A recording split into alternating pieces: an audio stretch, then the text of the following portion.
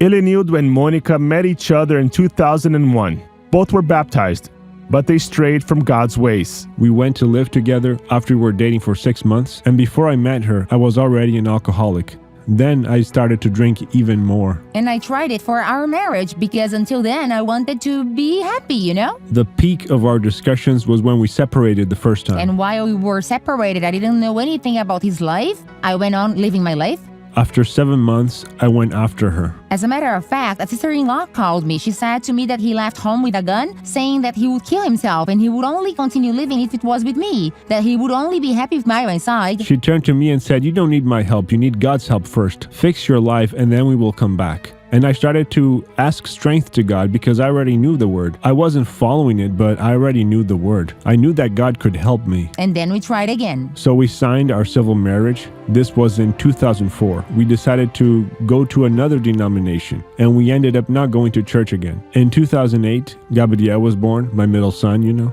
Sometime later, Elenildo meets Dr. Soares through the television program.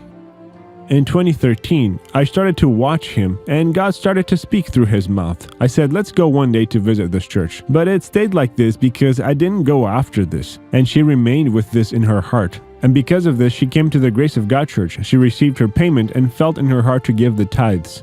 And right after, I started to sponsor my life and the life of my husband. I wanted him to be a better man. I wanted him to be a transformed man and to have a happy marriage. But at this time in which she went to the Grace of God Church, I was committing the sin of adultery. It is even strong to say this. But many times I came to leave my family in the service here at church and went out with my lover. When I came to church only with my mom, without my father, I felt a little bit sad.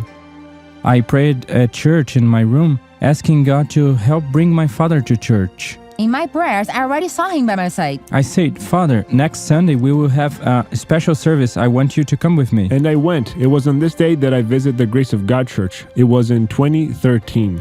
And then I still spent around at least a year committing adultery and going to church, you know, until one day the word of God is fulfilled, right? But God has chosen the foolish things of the world to put to shame the wise. God used my lover to speak with me. She turned to me and said to me, "Stop humiliating yourself." It was in the year of 2014. Start fixing your life. He started to stop drinking, stopped with the adultery. It was when the change happened truly. God gave me strength from where I didn't have, and I quit everything I was doing. And then I started to be a different person. From that moment onwards, I got firm with God. And right after, in the year of 2016, we got married in the church. Me and my wife always dreamt of having one more son. And in 2018, little David arrived. David arrived to bring even more happiness to our house, more than the blessings that already was. Regarding my husband today, I can only thank God because he has truly changed from water to wine. He's a true friend, a partner. He's everything that I ask God for. Who sees me today sees that I am a better father, a better husband, that is more dedicated. My father is a blessed man. He's a different man than before. I was born again.